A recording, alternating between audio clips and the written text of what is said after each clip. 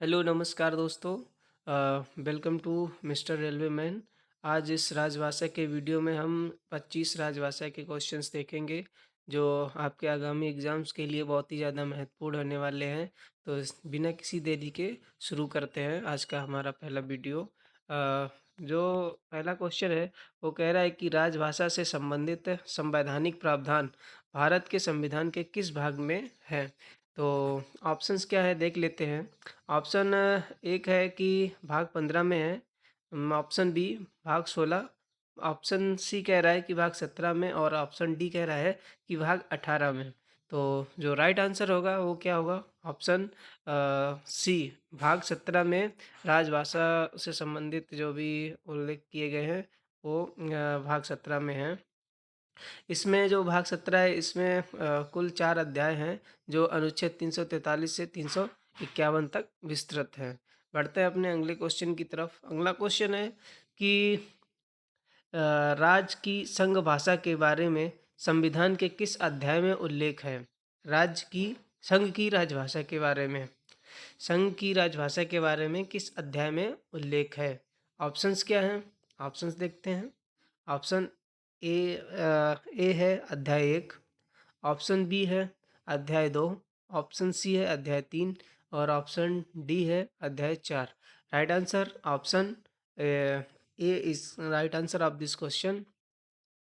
क्या कह रहा है कि जो भाग 17 है इसके अध्याय 1 में 343 और 44 अनुच्छेद शामिल हैं जो कि संघ की राजभाषा से संबंधित हैं। पढ़ते हैं अगले क्वेश्चन की तरफ। अगला क्वेश्चन है कि संसद की संसद में उपयोग की जाने वाली भाषा के बारे में भारत के संविधान के किस अनुच्छेद में उल्लेख है? ऑप्शंस क्या हैं? ऑप्शन है अनुच्छेद 12, अनुच्छेद 120, सी है अनुच्छेद 112 और डी है अनुच्छेद 210। राइट आंसर क्या होगा? Right answer option C is the right answer of this question. अनुच्छेद 120 के अनुसार संसद का कार्य हिंदी या अंग्रेजी में किया जाएगा, परंतु अध्यक्ष या सभापति किसी सदस्य को अपनी मातृभाषा में बोलने की अनुमति दे सकते हैं। पढ़ते हैं अगले क्वेश्चन पे। अगला क्वेश्चन कह रहा है कि विधानमंडल में प्रयोग की जाने वाली भाषा के संबंध में भारत के संविधान के किस अनुच्छेद में उल्लेख है? ऑप्शंस अनुच्छेद 120, ऑप्शन बी है अनुच्छेद 210, ऑप्शन सी अनुच्छेद 343 और ऑप्शन डी है अनुच्छेद 345। तो राइट आंसर क्या होगा? Right answer option B is the right answer of this question. अनुच्छेद 210 राज्यों के विधानमंडलों में प्रयोग की जाने वाली भाषा से संबंधित है और संसद में प्रयोग की जाने वाली भाषा के लिए 120 अनुच्छेद हैं और राज्यों में प्रयोग की जाने वाली के लिए 210 अनुच्छेद। पढ़ते हैं अगले क्वेश्चन पे। अगला क्वेश्चन है कि संघ की राजभाषा के बारे में भारत के संविधान के किस अनुच्छेद में उल्लेख है? संघ की राजभाषा। तो ऑप्शन है अनुच्छेद 112, बी है अनुच्छेद 120, सी है अनुच्छेद 340 और डी है अनुच्छेद 343। राइट आंसर क्या होगा? ऑप्शन डी अनुच्छेद 343 संघ की राजभाषा से संबंधित है। अनुच्छेद 343 एक स्पष्ट करता है कि राजभाषा हिंदी और लिपि देवनागरी होगी। जो भारत की संघ की राजभाषा है उसकी भाषा हिंदी और लिपि देवनागरी होगी। और इसका जो अंकीय रूप है वो कौन सा है? अंतर्राष्ट्रीय रूप 1, 2, 3 ये वाला। बढ़ते हैं अगले क्वेश्चन पे। अगला क्वेश्चन है कि राजभाषा के संबंध में आयोग और संसद की समिति के बारे में भारत के संविधान के किस अनुच्छेद में उल्लेख है? तो ऑप्शंस देखते हैं। ऑप्शन है अनुच्छेद 210, ऑप्शन बी है अनुच्छेद 343 और ऑप्शन सी है अनुच्छेद 344 और डी है अनुच्छेद 351। राइट आंसर क्या होगा?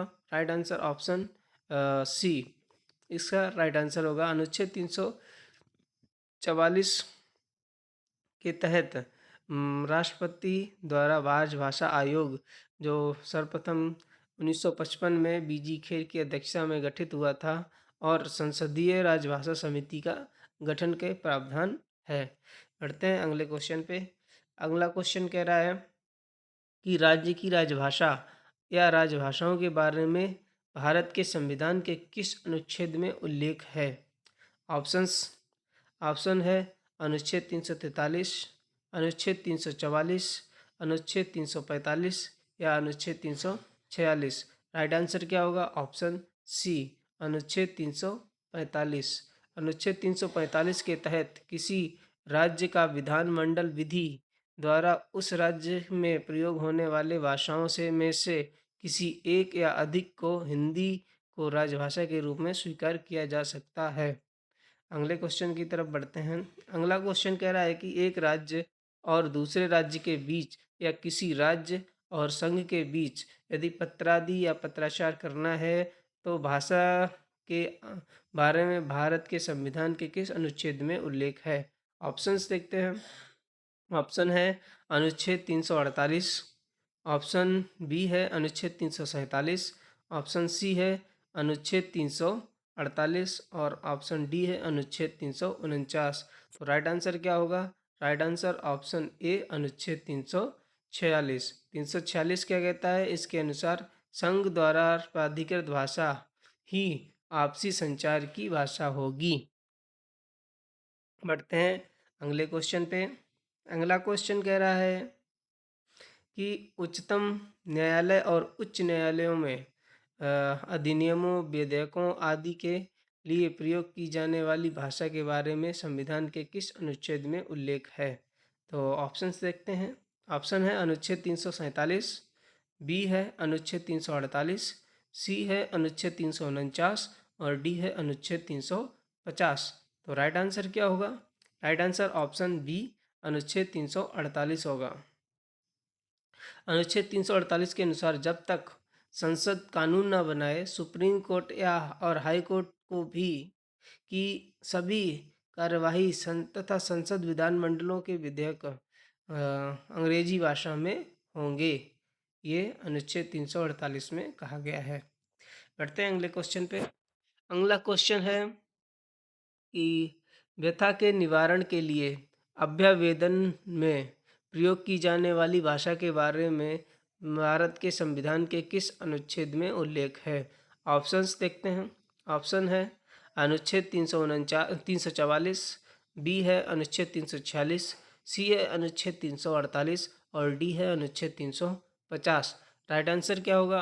राइट आंसर ऑप्शन डी, अनुच्छेद 350 के तहत प्रत्येक व्यक्ति किसी शिकायत के निवारण के लिए संघ या राज्य के किसी अधिकारी को संघ राज्य में प्रयोग होने वाली भाषा के किसी भाषा में अभ्यावेदन दे सकता है।